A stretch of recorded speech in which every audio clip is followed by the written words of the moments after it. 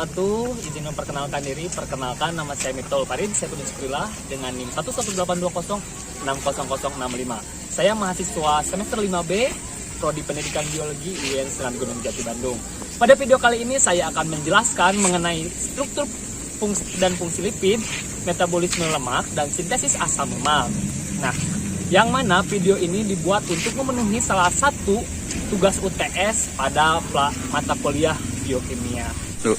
Agar tidak terlalu memperpanjang durasi, mari kita langsung saja ke videonya. Pada materi yang pertama mengenai struktur dan fungsi lipid. Apa sih lipid itu? Lipid mengacu pada golongan senyawa, hidrokarbon, alipatik, nonpolar, dan hidrofobik. Karena nonpolar, lipid tidak larut dalam pelarut polar seperti air, tetapi larut dalam pelarut nonpolar seperti alkohol, eter, atau kolbu. Jenis lipid yang paling banyak adalah lemak atau trisikliserol yang merupakan bahan bakar utama bagi hampir semua organisme. Lipid adalah senyawa organik yang diperoleh dari proses dehidrogenasi endoternal rangkaian hidrokarbon. Lipid juga bersifat ampilik, artinya lipid mampu membentuk struktur seperti vesikel, liposom, atau membran lain dalam lingkungan basah. Lipid biologis seluruhnya atau sebagiannya berasal dari dua jenis subsatuan atau blok bangunan biokimia, gugus ketosil atau gugus isoprena. Dengan menggunakan pendekatan ini, lipid dapat dibagi ke dalam 8 kategori. Yang pertama ada asam lemak, gliserolipid, gliserofosfolipid, sphingolipid, sakarolipid, dan poliketida serta lipid sterol dan lipid prenol. Meskipun istilah lipid kadang-kadang digunakan sebagai sinonim dari lemak, lipid juga meliputi molekul-molekul seperti asam lemak dan turunan-turunannya. Adapun fungsi lipid sendiri, yang pertama adalah untuk menjadi cadangan energi dalam bentuk sel. Sama seperti sel otot, sel-sel di dalam organ hati juga menyimpan glukosa apabila jumlahnya terlalu banyak. Namun jumlah glukosa yang berlebihan ini akan disimpan dengan bentuk yang berbeda. Organ hati mengubah glukosa yang terlalu banyak tersebut menjadi trigliserida atau yang bisa dikenal sebagai cadangan lemak tubuh. Fungsi yang kedua yaitu menopang fungsi senyawa organik sebagai penghantar sinyal seperti pada prostaglandin, steroid, dan hormon serta kelenjar empedu. Untuk fungsi yang selanjutnya, vitamin A, D, E, dan K larut dalam lemak dan berguna untuk proses biologis. Vitamin yang larut di dalam lemak seperti A, D, E, dan K yang merupakan lipid berbasis isoprena, gizi esensial yang tersimpan di dalam jaringan lemak dan hati. Dengan rentang fungsi yang berbeda-beda, asli karantina terlihat di dalam pengangkutan dan metabolisme asam lemak di dalam dan di luar mitokondria, di mana mereka mengalami oksidasi beta, poliprenol, dan turunan fosforilasi. Juga memainkan peran pengangkutan yang penting di dalam kasus ini. Untuk fungsi yang selanjutnya yaitu sebagai penahan goncangan demi melindungi organ vital dan melindungi tubuh dari suhu luar yang ekstrim. Selanjutnya kita ke struktur lipid. Struktur lipid yang pertama berdasarkan struktur kimia. Berdasarkan struktur kimianya, lipid adalah ester gliserida dengan jumlah atom lebih dari 10 yang terbentuk dari reaksi esterifikasi antara asam lemak dan gliserol. Selain itu, ester gliserida membentuk lemak dan minyak. Struktur asam lemak dan gliserol pada senyawa lipid bisa teman-teman dilihat pada gambar yang saya tampilkan di layar. Struktur lipid yang kedua atau struktur berdasarkan struktur trigliserida. Berdasarkan struktur trigliserida, lipid dibagi menjadi dua jenis, yaitu lemak dan minyak lemak. Lemak dan minyak tergolong senyawa trigliserida dan triacylglycerol, yang berarti senyawa yang memiliki 3 gliserol. 3 OH dari gliserol ini dapat diubah dengan sejenis cis asam atau berbagai jenis cis asam. Nah, rumus strukturnya dari lemak atau minyak bisa teman-teman lihat pada gambar yang saya tampilkan pada layar. Pada gambar di atas, R1, R2, dan R3 yang dimaksudkan adalah rantai hidrokarbon dengan jumlah atom karbon dari 3 sampai 23. Tetapi paling umum dijumpai adalah 15 atau 17. Lemak yang terbentuk dari asam karboksilat sejenis disebut lemak sederhana. Jika terbentuk 2 atau 3 jenis asam karboksilat disebut campuran. Penamaan lemak dimulai dengan kata gliseril yang diikuti nama asam lemaknya. Selanjutnya, perbedaan lemak dan minyak. Lemak dan minyak dapat dibedakan dari sifat fisik dan kimia, yaitu dari asal pembentukan, asal lemak, esensial, bentuk dalam wujud gambar. Berikut perbedaan lemak dan minyak. Perbedaan lemak dan minyak. Perbedaan lemak dan minyak yang pertama pada asal. Lemak asalnya dari hewan dan minyak dari tumbuhan. Asal lemak jenuh dan tidak jenuh. Perbedaan esensial pada lemak non esensial dan minyak esensial.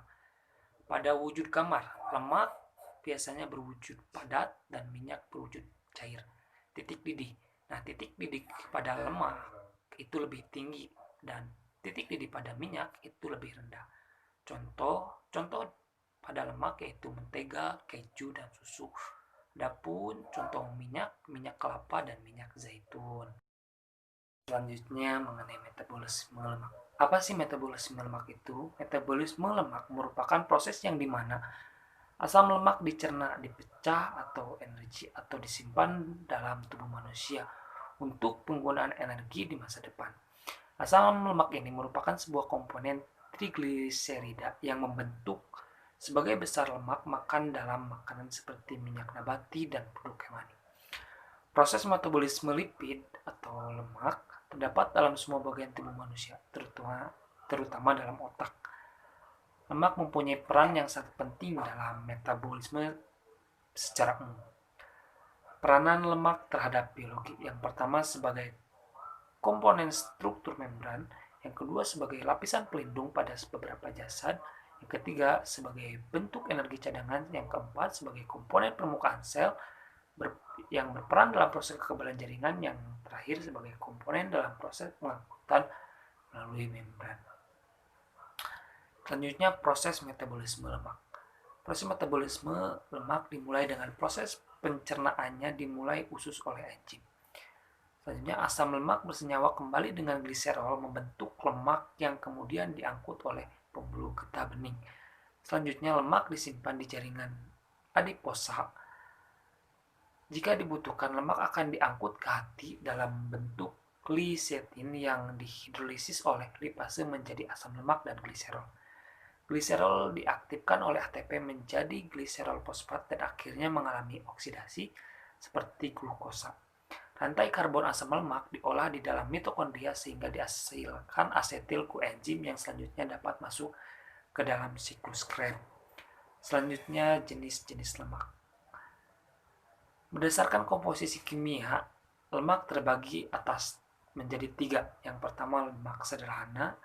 Lemak sederhana tersusun oleh trigliserida yang terdiri dari 1 gliserol dan 3 asam lemak.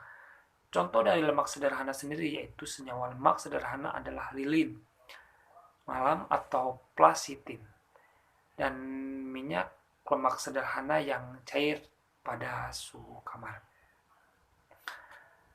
Jenis lemak yang kedua ada lemak campuran. Lemak campuran merupakan gabungan antara lemak dengan senyawa bukan lemak. Contoh lemak campuran adalah lipoprotein, gabungan antara lipid dengan protein, fosfolipid, gabungan antara lipid dan fosfat, serta fosfatidilkolin yang merupakan gabungan antara lipid, fosfat, dan kolin. Yang terakhir lemak asli atau derivat lemak. Derivat lemak merupakan senyawa yang dihasilkan dari proses hidrolisis lipid, misalnya kolesterol dan asam lemak. Nah, berdasarkan ikatan kimianya, asam lemak dibedakan menjadi 2, yaitu asam lemak jenuh Dan asam lemak tidak jenuh. Asam lemak jenuh bersifat non-esensial karena dapat disintesis oleh tubuh pada umumnya berwujud pada suhu kamar. Asam lemak jenuh berasal dari lemak hewani, misalnya mentega. Selanjutnya, asam lemak tidak jenuh. Asam lemak tidak jenuh bersifat esensial karena tidak dapat disintesis oleh tubuh dan umumnya berwujud cair pada suhu kamar. Asam lemak tidak jenuh berasal dari lemak nabati, misalnya minyak goreng. Nah, untuk selanjutnya kita beralih ke materi sintesis asam lemak. Lemak disintesis dari karbohidrat dan protein karena dalam metabolisme ketiga zat tersebut bertemu di dalam siklus Krebs. Sebagian besar pertemuannya berlangsung melalui pintu gerbang utama siklus Daur Krebs, yaitu asetil koenzim A. Akibatnya, ketiga macam senyawa tadi dapat saling mengisi sebagai bahan pembentuk semua zat tersebut. Lemak dapat dibentuk dari protein dan karbohidrat. Karbohidrat dapat dibentuk dari lemak dan protein, dan seterusnya. Bagaimana sih sintesis lemak berlangsung? Nah, sintesis lemak berlangsung lemak merupakan komponen sel yang terdiri atas unsur-unsur C, H, dan O. Lemak disintesis dari karbohidrat dan protein melalui asetil-CoA secara kimiawi. Lemak tersusun oleh asam lemak dan gliserol. Sintesis atau pembentukan maupun pembongkaran lemak terjadi dengan bantuan enzim lipase. Apabila gliserol ditambah 3 molekul asam lemak, akan tersusun suatu ester yang disebut lemak. Enzim lipase juga dapat membongkar lemak menjadi asam lemak dan gliserol. Oleh sebab itu, reaksi ini berlangsung secara bolak-balik. Sintesis asam lemak terdiri dari 2 tahap. Yang tahap awal atau tahap pertama yaitu sintesis asetil ACP dan malonil ACP dari asetil CoA. Langkah awal ini melibatkan kondensasi gugus asetil dan malonil untuk membentuk sebuah perkusor 4 karbon. Nah, untuk reaksi kimianya dapat dilihat pada gambar yang saya tampilkan. Untuk tahap yang selanjutnya yaitu tahap pemanjangan. Tahap kedua yaitu tahap pemanjangan. Produk dari kondensasi awal dimodifikasi oleh 2 reaksi reduksi dan 1 reaksi dehidrasi untuk menghasilkan hasil ACP. Hasil ACP berfungsi sebagai substrat untuk reaksi kondensasi tambahan yang menggunakan malonil ACP sebagai donor 2 karbon. Nah, untuk reaksi kimianya dapat dilihat oleh teman-teman pada gambar yang saya tampilkan. Pun kedua tahap tersebut dijabarkan menjadi 5 bagian. Yang pertama, sintesis maloni ACP dan asetil ACP. Maloni ACP merupakan substrat utama untuk biosintesis asam lemak. Sintesis malonil ACP dilakukan dalam 2 langkah. Yang pertama adalah karboksil asetil CoA dalam sitosol untuk membentuk malonil CoA. Reaksi karboksilasi ini dikatalisis oleh biotin dependent. Enzim asetil-CoA karboksilase menggunakan mekanisme serupa dengan reaksi yang dikatalisis oleh karbosilasi piruvat. Aktivasi HCO3 membentuk karbosibiotin bergantung pada ATP. Reaksi ini diikuti dengan transfer CO2 ke asetil-CoA membentuk maloni-CoA. Untuk reaksi kimianya dapat dilihat pada layar. Dan untuk langkah yang kedua, dalam sintesis malonil ACP adalah pengangkutan separuh malonil dari koenzim A ke ACP. Reaksi ini dikatalisis oleh maloni-CoA. Transilase enzim serupa disebut asetil-CoA. ACP transkilase mengubah asetil-CoA menjadi asetil ACP. Nah, untuk reaksi kimianya dapat dilihat oleh teman-teman pada gambar. Tahap yang kedua yaitu reaksi awal sintesis asam lemak. Sintesis asam lemak dimulai dengan pembentukan yodid 4 karbon yang melekat pada ACP. Molekul ini disebut asetil ACP yang terbentuk oleh kondensasi dari substrat 2 karbon dan 3 karbon substrat. Dengan menghilangkan CO2, reaksi ini dikatalis oleh 3 ketoasil ACP. Ada beberapa versi KAS dalam sel bakteri KAS3 digunakan dalam reaksi inisiasi K1 dan KAS2. Digunakan dalam reaksi perpanjangan berikutnya, bakteri KAS3 menggunakan asetil CoA untuk reaksi kondensasi awal dengan malonyl ACP. Nah, untuk reaksi kimianya dapat dilihat oleh teman-teman pada gambar yang saya tampilkan pada layar. Dalam reaksi ini, unit 2 karbon dari asetil CoA ditransfer ke enzim di mana ia berikatan kovalen dengan tioester. Enzim kemudian mengkatalisis pengangkutan unit 2 karbon ke ujung malonyl ACP membentuk 4 karbon intermediate dan melepaskan CO2. Yang ketiga, reaksi pempanjangan sintesis asam lemak. Asetoasetil ACP mengandung bagian terkecil 3 ketoasetil. Nama 3 keto ini mengacu pada adanya gugus keto pada posisi C ketiga atau bisa kita sebut dengan atom C. Ini adalah beta karbon dan produknya disebut bagian beta betosil. Enzim kondensasi juga disebut dengan beta ketosil ACP sintase.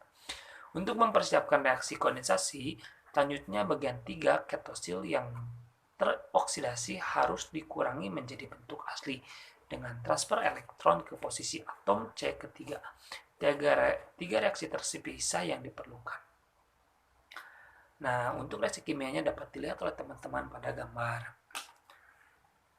Dan yang keempat, aktivasi asam lemak. Reaksi tioterase menghasilkan pelepasan asam lemak bebas.